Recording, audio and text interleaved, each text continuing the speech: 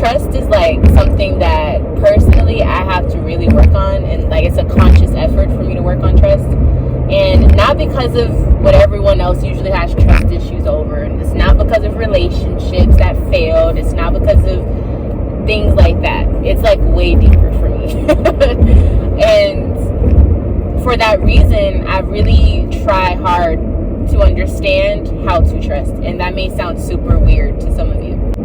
So I feel like I've been doing a lot better with allowing myself really to just relax. That's what trust is for me. Being able to not feel like I have to be heightened or hypersensitive to the things happening within dynamics that I'm a part of. And one way that I found to logically be okay with trusting, because that was always the issue for me. How does it make sense to trust? Like, why would I do that? Why? The probability of me getting hurt is so high, blah, blah, blah, whatever. So I realized with trust, when it comes to relationships specifically, we always have this thing where we're like, I don't trust, or I don't want to trust no one, and all this like weird emo behavior that we kind of grew accustomed to. And one of the things I'm learning is we always say we can't trust, and we think that's like something major to say, but it's like at the end of the day, why would anyone trust you if you don't trust them? You're going into new situations with people. What are you willing to put in to show that person anything, to show them anything? If you don't trust something, or if you don't trust someone, you're not going to put in any effort. And like, you're not going to be your fullest self within that dynamic. A lot of people that have trust issues always want these magnified, beautifications of relationships, but they don't want to put in that work because they don't want to get hurt. So you mean to tell me you don't trust that person, but you want them to go over and beyond and show you that you're the one for them? Where's the emotional intelligence with that? Like, and so that's what I mean. When you don't trust, it literally stunts your ability to create solid, grounded foundations for your relationship. You're basing your relationship off of something that's not grounded in reality. And so it's an immature way of connecting with people. It's an immature way to expect things from a person. It's an immature way to connect with the person that you want to be with. You can't build your real relationship that you want to have. You can't reach that maximum potential, because trust is built on allowing it to grow organically. Not trying to manipulate, not trying to stop things from happening. And so from the jump, if you are going into a situation with trust issues, you're not even giving it a little bit of chance to work out at its greatest potential. You're stunting the growth of it, because you will not put your 100% effort in because you're afraid. And just like with anything, if you're going to do it, you got to do it. You can't be afraid to do it. You got to go and do it. Another thing is, when you're doing that, you're not allowing yourself to be yourself. You're working out of a state of fear. And we all know when you work out of fear, you can look this up scientifically speaking. The brain, when it's under stress, responds to situations completely different than if you're in a relaxed state, or if you're in a comfortable, secure setting. And let's be really dramatic here. If you have high trust issues, let's use that as saying you're in a fearful state, right? If every decision you make within your relationship is filtered through the lens of fear and stress and survival, think about how constricted that relationship is, how thin that relationship is as far as like the strength. Like it's going to be very weak, because the decisions that are being made are not being made from a sound mind.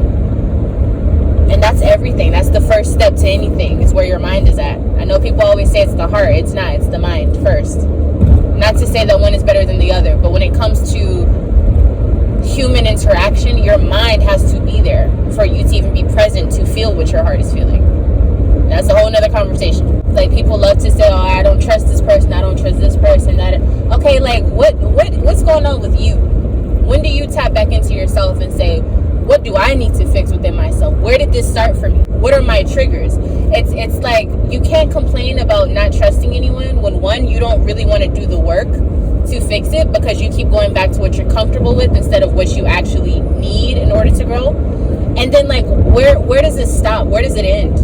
When do you really start to try to fix it? When it comes to situations where people are going through things, I can have empathy, but only if that person wants to do better. And that may sound terrible, but that's just how I am as a person, because I feel like that's the only way. Like, I can't tell you to do better for yourself. I can't force you to do anything, because nobody can force me to do anything. You can be sad about it, you can be upset about it, whatever the case may be. But when do you start putting in the effort to change that? When do you start saying, I want more for myself? When do you start saying, maybe it's not everyone else, maybe it's me? Where does it start with me? Because at the end of the day, you cannot control everybody else. You can only control yourself. And if you are trying to control other people, again, why do you need to do that? Where does that stem from? What is that? What makes you believe that that's what you're supposed to do? Do you see what I'm saying? It always goes back to us, no matter what the situation is. Because you could be the happiest person on earth and be in some really shitty relationships and just be happy.